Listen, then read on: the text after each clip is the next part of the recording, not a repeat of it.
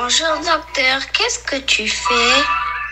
Bienvenue sur le podcast Bonjour docteur, un podcast animé par Prévention Show. Je suis médecin, je suis chercheur, je suis enseignant. Aujourd'hui, nous allons parler de la lecture critique d'articles scientifiques. C'est parti.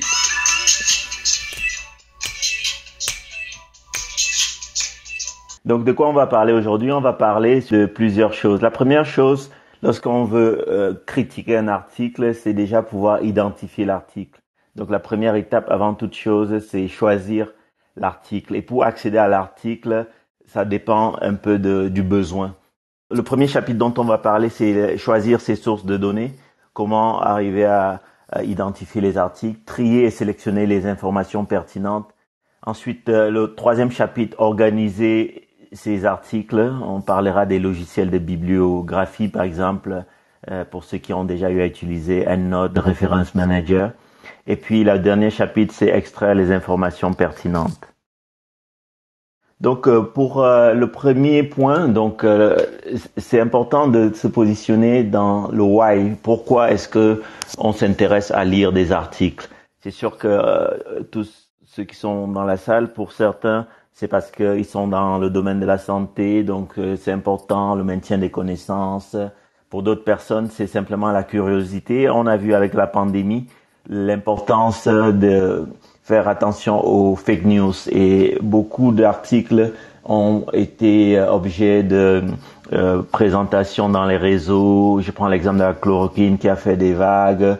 Et pour le grand public, certaines personnes ont commencé à s'intéresser à lire des articles scientifiques, donc accéder à ces articles. Donc ce n'est plus quelque chose réservé uniquement aux personnes du domaine de la santé. Et on a vu fleurir beaucoup de sites qui auparavant n'existaient pas il y a quelques années. Et ça a été vraiment un élément majeur, c'est les sites de préprint. On pourra en parler tout à l'heure. Donc ces sites donnent accès à des articles en accès libre, alors que c'est pas encore évalué par des revues scientifiques. Donc c'est quelque chose qui est accessible à tout le monde. Donc la pratique médicale, ça nécessite la mise à jour. Donc il y a plusieurs choses. Parfois c'est des questions cliniques. On voit un patient, on a envie de savoir un peu ce qu'il en est du diagnostic. On fait quelques recherches pour voir s'il y a des cas publiés sur le type de maladie, etc. Et ensuite, ça peut être aussi pour permettre de identifier des articles pour des projets de recherche. Donc ça, c'est aussi un élément important qui pousse à lire des articles. Donc, deux grandes catégories d'articles. La première catégorie, c'est ce qu'on appelle la littérature primaire. C'est vraiment les articles bruts, on va dire. Donc, les articles scientifiques, on appelle souvent ça les articles originaux. Un exemple, c'est un essai clinique. Donc, c'est un article original. Ça peut être un article sur un cas. Ça peut être un article sur une série de cas. Et ça peut être un article sur une opinion. Par exemple, il y a des articles sur des hypothèses. On fait des hypothèses scientifiques et à ce moment-là, on soumet un article. Donc tout ça, ça fait partie de ce qu'on appelle la littérature primaire. Et à côté de ça, il y a la littérature secondaire qui, elle, c'est un peu la synthèse.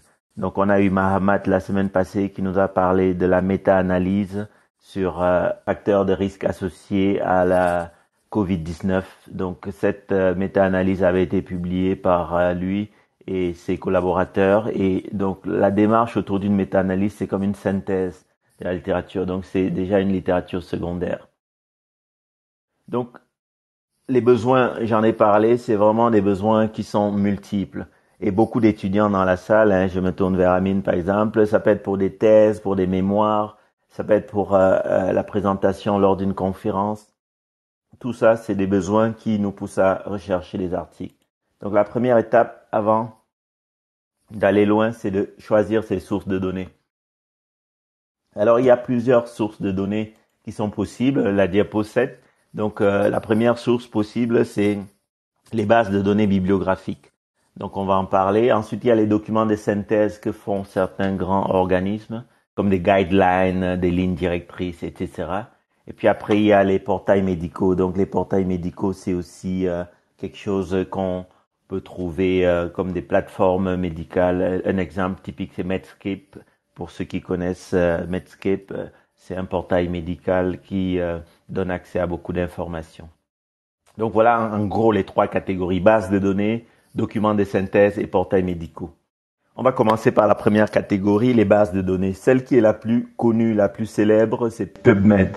PubMed, si vous tapez sur Google, ça va être accessible. C'est un accès libre, c'est vraiment une base de données qui est possible d'accéder par tout le monde. Il y a beaucoup de références. J'avais mis plus de 12 millions, mais je pense qu'on est actuellement à plus de 20 millions parce qu'il y a eu beaucoup d'articles depuis les dernières années. Rien qu'en 2020, si on regarde le nombre d'articles publiés en 2020, c'est énorme. Beaucoup en lien avec la COVID-19 d'ailleurs. Et c'est quelque chose qui est vraiment la référence. Donc PubMed sera l'objet d'un atelier. On fera un atelier spécifique PubMed parce que ça va être l'objet d'une room spécifique. Donc, une des termes qu'on va utiliser dans la recherche, c'est ce qu'on appelle le terme mesh. Donc, le terme mesh, c'est une terminologie qui permet justement de parler de la même chose. Un exemple que j'ai mis ici dans la diapo 11, c'est par exemple si on recherche les corps étrangers, donc le terme qu'on utilise c'est foreign body. Donc, c'est un terme pour dire corps étranger. Et puis, si on regarde c'est une catégorie chez les enfants, il faut ajouter. Donc pour la recherche MEX, il y a toute une syntaxe. Je vais pas trop prendre du temps aujourd'hui parce qu'on fera vraiment une room spécifique dessus. Donc, ensuite, on va avoir les autres bases de données à part Medline.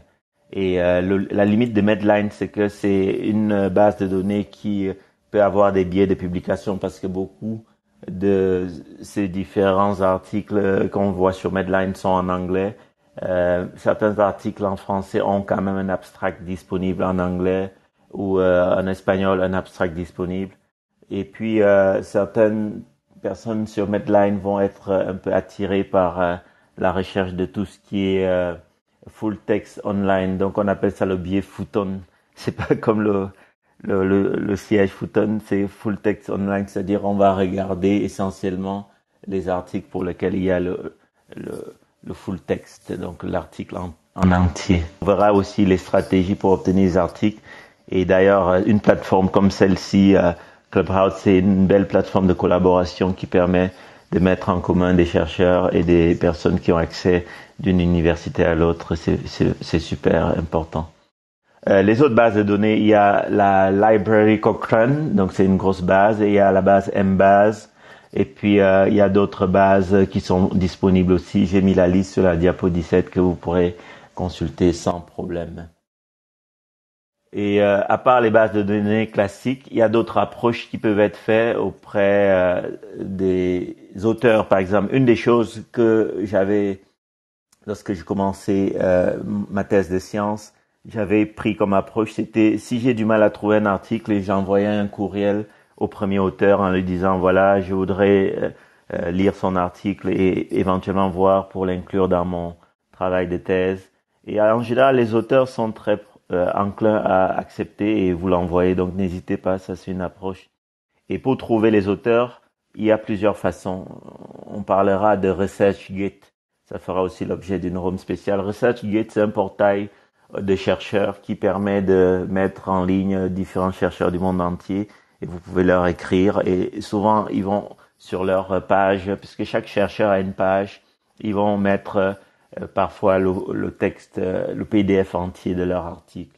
Mais si jamais ils l'ont pas mis, vous pouvez leur écrire et puis ils vous l'enverront. C'est pas du tout illégal pour qu'un auteur envoie un article à quelqu'un qui demande, donc ça c'est vraiment pas illégal. Ensuite, on va avoir aussi parfois les compagnies pharmaceutiques. Ça arrive souvent. Si on a une compagnie pharmaceutique qui a fait un essai clinique, on peut lui demander de nous envoyer l'article. Ils vont accepter. Après, il y a d'autres bases qui sont super intéressantes. Et là, j'insiste dessus parce que c'est vraiment des choses qui doivent être consultées lorsque on veut regarder ce qui a été fait sur un sujet. C'est les bases qu'on appelle les registres d'essais cliniques. Donc les registres d'essais cliniques sont des bases qui sont parfois régionales, parfois continentales. Par exemple, c'est clinicaltrial.gov. C'est un registre qui est centré sur les États-Unis, mais il y a des registres européens, il y a des registres asiatiques, il y a des registres, notamment, on avait fait une room sur une méta-analyse, on avait parlé d'un registre qui était au niveau de la Nouvelle-Zélande. Donc les registres d'essais cliniques sont super intéressants. Donc à la diapo 18, vous allez pouvoir voir un exemple de ces registres. Et puis finalement, une chose qui est aussi intéressante, c'est regarder les références des articles que vous lisez parce que souvent, ils vont citer d'autres articles. Donc ça, c'est super intéressant. On verra comment évaluer la qualité des revues. Ça, c'est aussi un chapitre hyper important.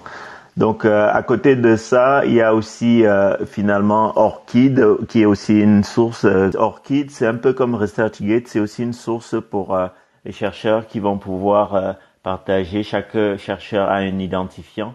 D'ailleurs, le mien, je sais plus ce que c'est mon identifiant, mais quand vous allez sur ORCID, ORCID, vous allez pouvoir voir en faisant une recherche pour chacun des chercheurs ce que il a eu à publier. Et puis, la plupart des revues, maintenant, lorsqu'on soumet un article, ils nous demandent de mettre notre numéro ORCID. Et puis, voilà. Par exemple, le mien, c'est 99682016. On dirait un matricule de prisonnier. Et donc, ça, c'est des bases intéressantes. Et puis, finalement, il y a Google Scholar. Google Scholar est une base de données, parce que déjà, il faut dire que Google, il faut éviter, pour tous ceux qui sont dans la room, hein, vous voulez faire des recherches scientifiques, évitez de mettre Google comme votre moteur principal. Mais Google Scholar, par contre, est intéressant. Donc, j'ai eu à utiliser Google Scholar. Si vous allez sur la diapo 21, vous verrez par exemple le terme clé que j'ai mis. Et quand vous cherchez sur Google Scholar, l'avantage des autres bases, c'est que il va chercher non seulement les articles scientifiques, mais aussi les abstracts de congrès, les livres, et d'autres types de publications. Donc c'est intéressant, ça peut apporter des choses super. Et quand vous êtes dessus, si vous cliquez sur Google Scholar, vous faites une recherche, vous voyez l'auteur et vous pouvez voir aussi par rapport à l'auteur certaines caractéristiques qui sont des éléments qui permettent de déterminer le profil scientifique de l'auteur. Par exemple, l'index H. Donc ça, c'est une des caractéristiques qu'on utilise parfois pour classer les auteurs. Chaque auteur a un index selon le nombre de publications qu'il ou elle a fait. Donc ça vous permet aussi de voir. Et aussi, ce qui est intéressant, c'est de voir le nombre de citations par rapport à l'année de publication. Donc ça, c'est intéressant aussi. Donc vous avez l'indice H et l'indice I10 qui sont deux façons d'évaluer les auteurs. Si on devrait conclure cette première section, évitez Google. Ça, c'est un premier message. Deuxième message, utilisez des mots-clés dans les moteurs de recherche comme PubMed. Et puis, ne pas hésiter à regarder les autres sources comme Google Scholar, ORCID, ResearchGate. Et puis, ensuite, pouvoir obtenir les articles, soit par rapport au portail de votre bibliothèque, soit par rapport à la communication avec les auteurs si vous êtes dans un pays où il n'y a pas accès. On a tout un lot d'articles. Qu'est-ce qu'on va faire maintenant de ça? Donc, il faut déjà, les organiser. Parce que la première chose, lorsqu'on a beaucoup d'articles, c'est les organiser dans notre ordinateur. Parce que maintenant, on voit plus tellement des articles papier. Quand j'étais jeune étudiant, on allait à la bibliothèque, on faisait une photocopie.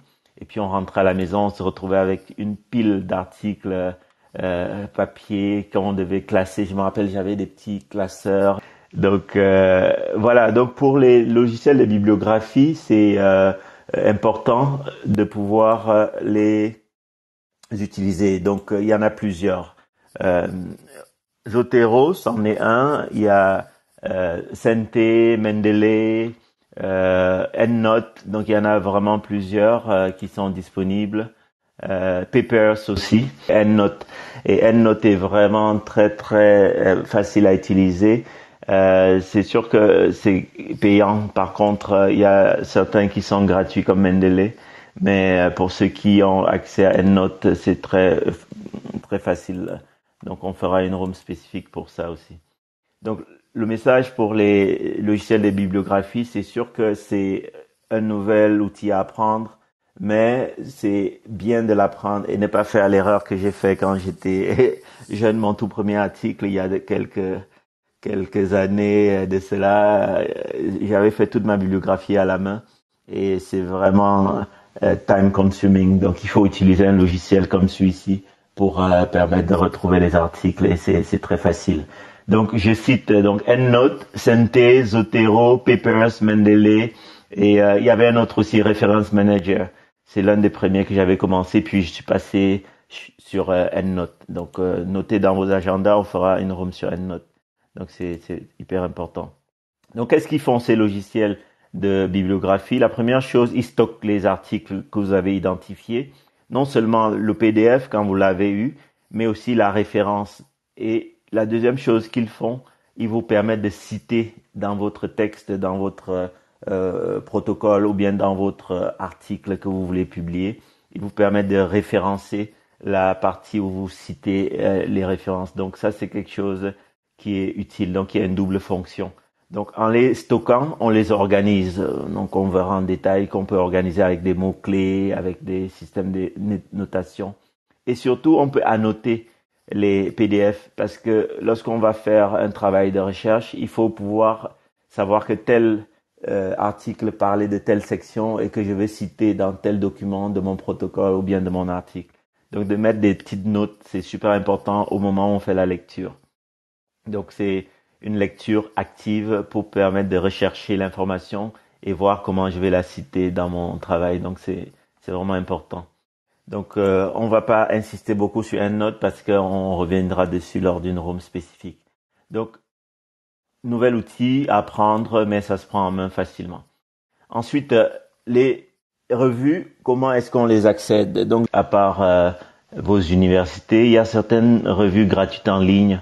Donc la première chose dont j'ai parlé tout à l'heure, c'était ResearchGate, qui vous permet de voir ce que les auteurs eux-mêmes ont publié. Si vous allez sur ResearchGate, vous tapez mon nom, vous verrez par exemple qu'il y a plusieurs articles que j'ai mis en PDF accessible parce que il y a un certain délai de ce qu'on appelle un délai d'embargo qui est dépassé et à ce moment-là, on peut le publiciser. Souvent les revues vont vous donner un embargo de 6 mois, 1 an, ça dépend beaucoup. Ça, c'est pour les articles qui sont publiés dans des revues qui ne sont pas en open access. Par contre, il y a des revues qu'on appelle open access, des revues ouvertes qui, eux, tout de suite dès la publication, vous donnent le droit de partager. D'ailleurs, souvent, c'est des revues qui font payer aussi. Donc, quelque part, vous avez le droit de diffuser sans problème. Donc, les autres sites gratuits comme Highwire, Free Medical Journals, tous ces sites-là donnent accès à des articles qui sont faciles à retrouver, mais c'est pas toutes les revues aussi qui sont présentes. Et l'autre chose aussi, c'est des accès selon les pays. Il y a des pays selon les revenus, je crois que c'est le critère de la Banque mondiale, qui permet à des personnes qui sont dans ces pays-là d'accéder à des articles gratuitement, ce que d'autres pays n'auraient pas. Donc ça, c'est une approche intéressante parce que ça vous permettrait donc même si vous êtes dans un pays où vous avez pas de bibliothèque, vous pourrez quand même accéder. Donc regardez ce volet-là. Et c'est la même chose pour les publications dans des revues en open access. Le coût est parfois plus faible pour les personnes qui vivent dans des pays aux revenus modérés. Donc une bonne chose à savoir. Et finalement, lorsqu'on a cherché partout, qu'on n'a pas trouvé, il y a la possibilité de payer. Donc les sites, les revues permettent de payer soit le journal en entier, donc prendre un abonnement, ce qui est quand même coûteux. Ça peut aller, par exemple, il y a des abonnements de $300 par an. Souvent, c'est associé à des abonnements pour des sociétés savantes.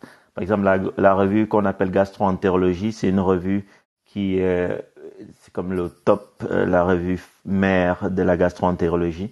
C'est une revue qui est associée à la American Gastroenterology Association.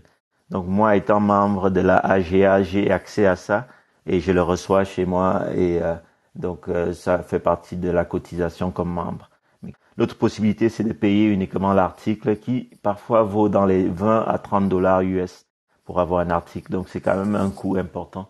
Donc essayez vraiment de faire par les recherches auprès de les auteurs ou en posant la question à des étudiants, comme une plateforme comme celle-ci, un étudiant qui est dans une université comme celle de Rouen ou d'autres universités qui a accès, ça peut être une possibilité aussi. Pour un article unitaire, ça peut aller de 20 à 30 dollars US, donc c'est quand même assez coûteux. Et l'abonnement à une revue, par exemple la société dont je parlais là, ça nous coûte par an, si je ne me trompe pas, 300 dollars pour être membre de la American Gastro Association. Donc c'est quand même un coût qui est pas négligeable, mais ça donne accès à tous les numéros. Il y a une parution mensuelle et chaque numéro a, je sais pas combien d'articles, mais pas loin d'une trentaine d'articles. Donc ça veut dire que si on fait le prix par article, c'est quand même avantageux. Et donc pour définir les critères, il y a une chose qui est importante, c'est ce qu'on appelle la PICO. Donc PICO, c'est un acronyme qui veut dire P pour patient ou population, I pour intervention, C pour comparateur, O pour outcome et S pour study design. Donc quand vous écrivez sur une feuille PICO et que à partir de là, votre question de recherche, vous essayez de placer pour chacune de ces lettres la catégorie. Donc un exemple de question de recherche, est-ce que les enfants pendant la pandémie Covid-19 font beaucoup de complications thromboemboliques, des complications vasculaires, c'est des caillots dans les veines. Donc ça, c'est une question de recherche. Est-ce que les enfants font des caillots dans les veines associés à l'infection à Covid-19? Donc la population P, ça sera les enfants. Donc je vais définir enfant. C'est quoi enfant? C'est pas assez précis. Je vais aller en profondeur. 0 à 5 ans, ou 0 à 1 an, ou 5 à 10 ans, ou 0 à 18 ans. Donc c'est important d'être précis pour la population. Ensuite, dans le P, je vais définir la population qui est-ce que je vais regarder ambulatoire ou hospitalière? Est-ce que je vais définir la population par pays, Afrique, Amérique, Europe, par continent, pardon, ou par pays, juste le Canada. Je vais me focaliser sur le Canada. Donc, le P est vraiment important, définir votre population. Ensuite, l'intervention, donc c'est par rapport à ma question de recherche, il n'y a pas d'intervention en tant que telle, puisque je vais poser ma question, quel que soit le traitement qu'ils ont eu. Donc, c'est pas ici une question d'efficacité d'un médicament. Donc, le I, on peut dire que ça va être all. Donc, ça va être tout, que ce soit des patients traités par A, B, C ou pas du tout traités. Ma question de recherche sera, est-ce qu'ils font des caillots lorsqu'ils font la COVID, les enfants? Ensuite, le C, le comparateur, ici dans le cas présent, je compare les enfants avec les adultes. Donc, à ce moment-là, si je veux comparer avec les adultes, il faut que ma population soit élargie, donc que j'ai une population d'adultes. Si je veux comparer les enfants en catégorie d'âge, mettons les moins de 10 ans versus les 17-18 ans, à ce moment-là, mon comparateur sera l'autre catégorie d'âge. Donc, c'est important de vraiment définir sa population. Et puis, le outcome, c'est la survenue de caillots dans les veines. Sauf que, dit comme ça, c'est facile, mais comment je vais évaluer ça? Comment je vais le retrouver? Est-ce qu'il faut qu'ils aient tous des examens qui permettent de confirmer? Comment je vais pouvoir dire que certains n'en ont pas parce que il faut qu'il y ait des critères pour exclure l'absence de ce outcome. La définition de outcome, c'est vraiment majeur. Et puis S, le study design. Donc le study design, c'est une étape importante. On a parlé dernièrement de plusieurs types de study design. Il y a les études qu'on appelle de type prospective et puis il y a les études de type rétrospective. Ensuite, dans les study design, il y a les études qu'on dit de type de cohorte et puis il y a les études de type cas témoins et les études de type exposé, non exposé. Donc tous ces éléments-là sont des études qui sont littérature primaire. Mais est-ce que vous allez aussi regarder les méta-analyses? Donc dans les study design, ça peut être aussi les méta-analyses. Après, maintenant, il y a ce qu'on appelle les network méta-analyses, c'est les méta-analyses de méta-analyses. Donc ça aussi, ça sera important. Donc d'avoir une question de recherche permet de cibler la façon dont on va effectuer cette recherche et ensuite aller avec des mots-clés faire la recherche dans les bases de données. Excellent. Donc voilà, donc on avance. Pour ce qui est du PICOS, on en a parlé, donc c'est important de bien le définir. Et ensuite, lorsqu'on a défini le PICOS, on va pouvoir aller regarder selon les critères. Certains outcomes sont faciles à identifier, comme le décès, comme la survenue d'une hospitalisation, mais certains outcomes sont un peu plus difficiles si on n'a pas tous les éléments dans les publications. Par exemple, un outcome qu'on observe souvent, c'est le fait d'avoir une rechute de la maladie. Mais la rechute d'une maladie peut être définie par un groupe d'une façon A, par un autre groupe d'une façon B. Donc c'est important de bien considérer tout ça dans votre recherche bibliographique. Et puis finalement, la dernière chose, après avoir épluché toutes les revues, les bases de données, une des choses qui peut être faite aussi, c'est une recherche manuelle dans des journaux qui sont les plus connus de la spécialité. Donc ça peut être aussi important en incluant les éditoriaux, parce que souvent les personnes qui font des éditoriaux vont être au top sur la question de recherche sur laquelle l'éditorial est fait, et donc parfois ils citent aussi les références. Il y a aussi les lettres à l'éditeur qui sont importantes, qui peuvent parfois passer inaperçues. Donc ça, c'est des choses importantes à chercher. Donc voilà un peu en gros cette première session d'atelier sur la recherche. Et je pense qu'il y a beaucoup de choses sur lesquelles on va creuser en détail. Merci à tous et rendez-vous au prochain épisode de ce podcast. À bientôt.